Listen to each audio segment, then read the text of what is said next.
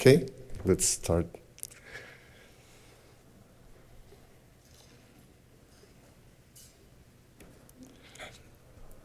She was Margaret Burke White, a pioneer American photojournalism. She broke barriers as the first female photographer at Life magazine and captured history from the front lines of World War II. Her lens froze decisive moments like Gandhi's final hours.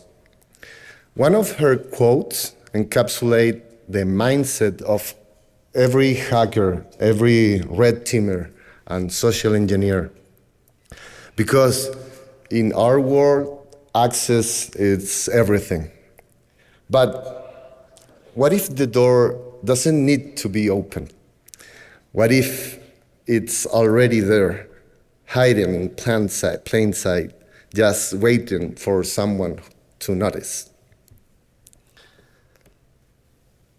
I am Daniel Eisler. I'm team leader of Friendly Rats, the social engineering unit at Dreamlab Technologies. It's not only a pleasure and an honor to be speaking at DEF CON for sixth time, yeah. And of course, big thanks to Adversary Village to make it possible. It's also deeply meaningful to be here representing my team because it's our 10th anniversary. We only do social engineering stuff. It's been 2 years that we didn't make any phishing. So it's very like vintage style. What you're about to see now is the result of a lot of work, a lot of failures, but a lot of love from a bunch of rats, a bunch of friendly rats. So most of people come to social engineering talks looking for a big red button. Some magic trick to change user behavior. But the truth is, the red button has always been themselves, and that is the hardest part to accept. There's a deeply rooted belief in social engineering consulting that if you have the perfect pretext, you can achieve anything. And yes, pretext matters.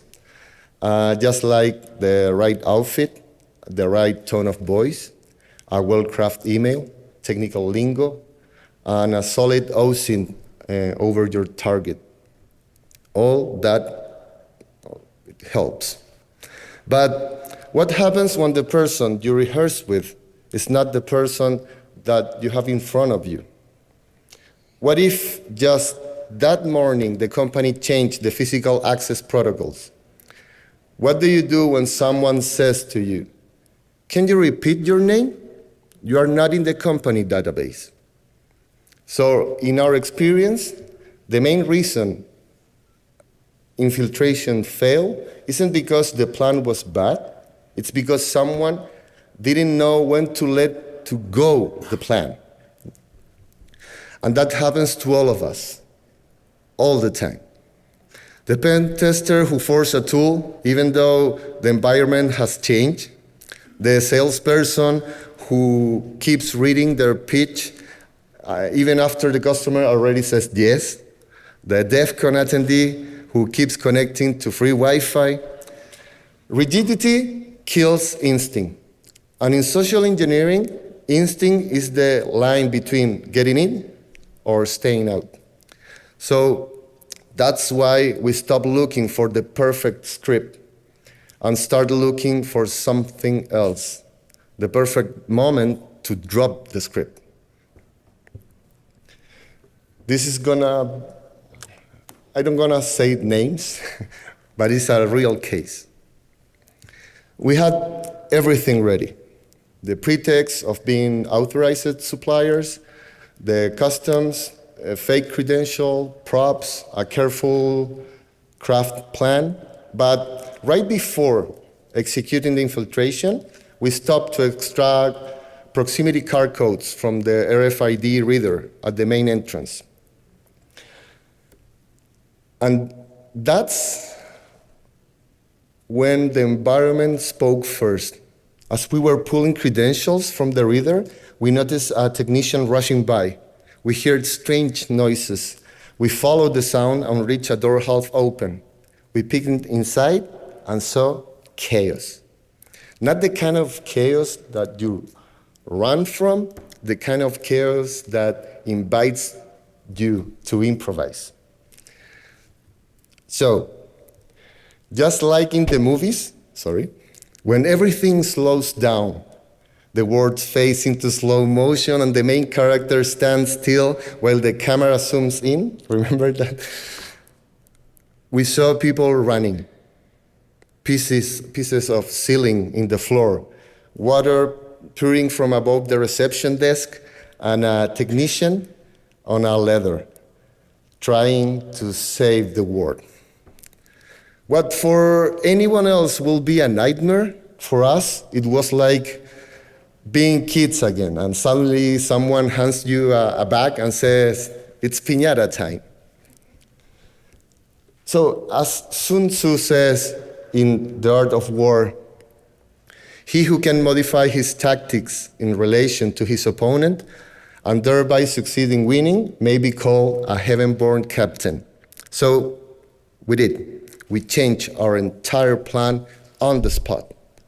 We crafted fake email threads in a very special place on a tablet, disguised as an HTML browser. We quickly produced new IDs, new lanyards, because the environment had just handed us a story that no outsider could possibly know. We entered as headquarters staff. We said we received an alert about a water leak that may be affecting electrical system. We need to check it out to prevent an operational outage. We didn't need to convince anyone anymore. We just had to reinforce what was already happening there. And that is way more powerful. I'm gonna make a little pause to show you an experiment. It's an example. Maybe most of you know this. It's a TV show from Nathan Fielder named The Rehearsal. He builds hyper-realistic simulations to rehearse every possible decision, trying in theory to achieve the perfect outcome, to resolve the personal problem of a person. Let's see a little bit. I think I don't have sound, but don't worry. He's the patient, he's Nathan, and he's explained to him that they're gonna rehearse all the possible decisions like now. He said, what? Like now? Yes, this conversation I already have with other person, dozens of times, in a replica of your house. So it's look cool, but in the end, the show us something deeper. No matter how much we try to control reality always change. In social engineering, it's the same. The key isn't control. I know it's hard for labs hackers, but where you're in the field, everything's changed every day. The key is being to improvise with precision. I'm gonna show you two frameworks that we use for this. So, the first framework,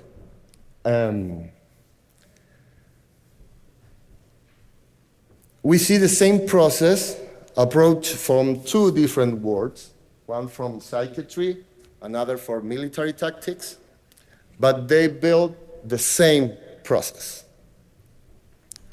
Because every action we take in life responds to a chain of internal and external signals. Perceive, evaluate, or value, decide, and act. Everything in life is like that. When you want to buy a drink, when you want to buy a car, when you want to say hi to someone, and when you open a door and you don't know what is inside of the door. So first, I perceive. I see, I hear, I smell, I think, I remember what's happening here. Then I evaluate. Does what I see works for me? Do I need to modify myself or influence to other person? Then, if I have all of that, I decide. I change the plan. And finally, I act, producing the response that the context demands. I'm gonna make a real example that happens yesterday. It's not prepared this, but I think you will understand better the framework. So, let's not delve into why I show up in the middle of a large and totally empty white maze in the middle of the convention center. To be more specific, this one, that one. And I was walking, I noticed two large bodies, perceive, two large bodies, radically saying, "Hey dude, what you are doing here? You are not allowed to be here." I see their red shirts, the patches, I value, and I say, whoa, tomorrow I have this presentation, I don't want to be kicked off.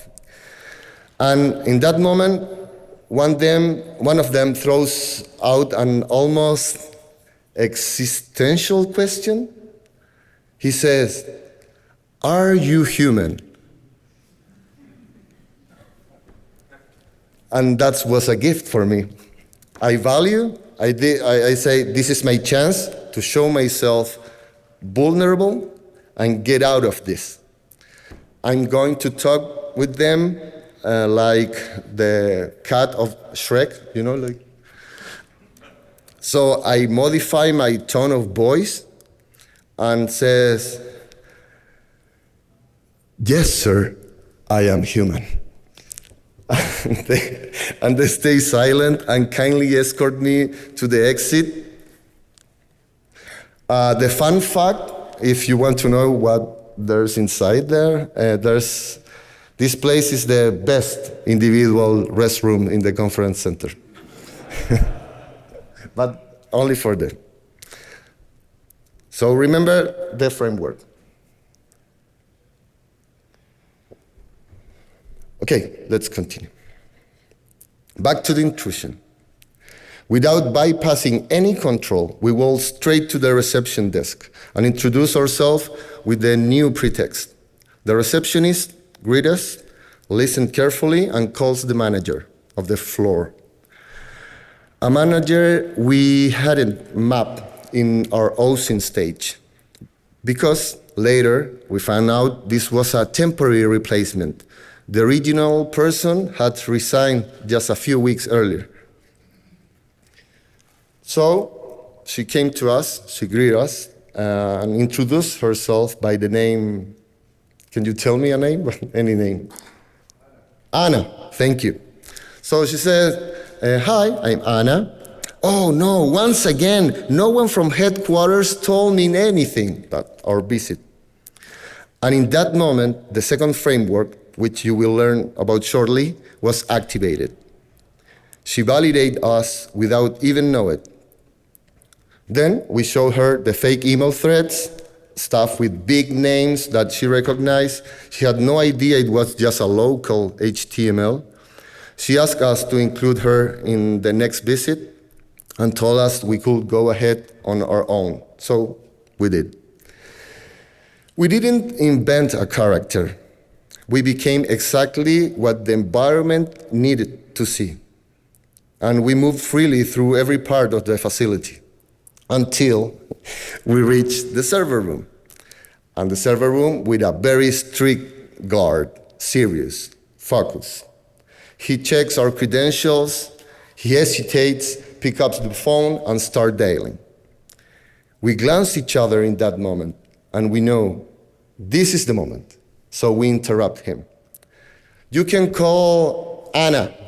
She's now in charge, and she can confirm our visit.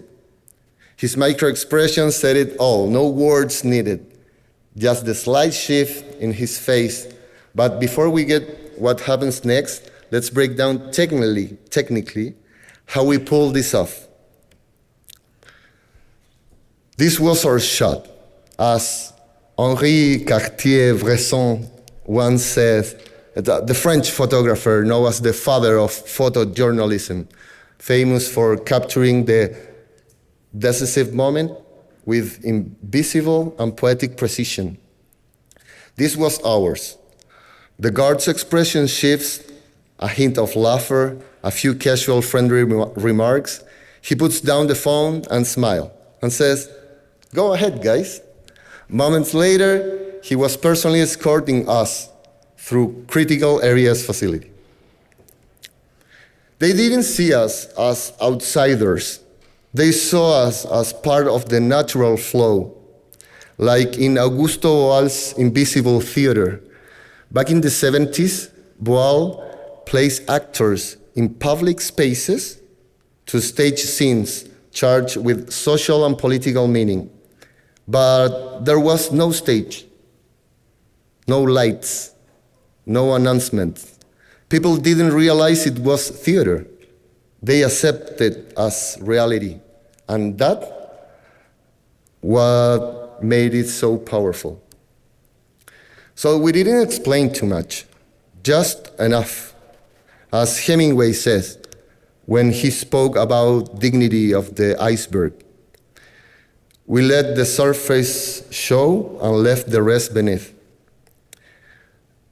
What we didn't say was exactly what convinced them most. That's how you achieve the impossible. So this is the second framework. It's not in order. You can use it just one, two, or three. In this case, this framework gives us three key tools. Things to do, to know how to do, and to know. So when we are in the field, under real circumstances, is the now we ask ourselves, is what I'm doing being accepted? If the answer is yes, we prepare the shot. We identify the right person and the exact moment to act. In every interaction, it's just important to know what not to say and let the other person fill in the blanks to become the iceberg. So, of course, we entered the server room and left without raising any alarm, because social engineering isn't just a technique, it's applied art, it's presence, it's rhythm, it's composition. So the best access is never forced, it's seen, it's waited for, it's recognized. Because sometimes the door is already open. You just have to know how to look. I don't have sound, but this was the original name of the talk because I love Rage Against the Machine. And it means a lot of what things I talk to you today. And this obviously have music, but that's it. Thank you very much.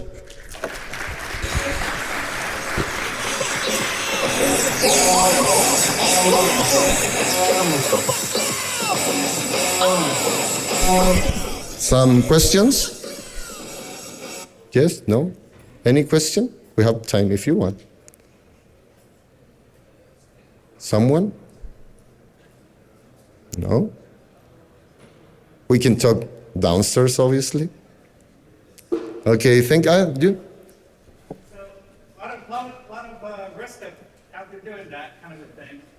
If we're doing our calls, we'll hang out. What's your exit plan if you do get caught, or how does that feel? In 10 years, we only get caught one time, and we have the safeguard for that, and we explain what we are doing. And we have a rule of three attempts that if someone is very suspicious with us, we try to convince them without violence, without threats, only three times. If they still in doubt, we say the truth, but only happens one time in 10 years. So the framework works. Thank you.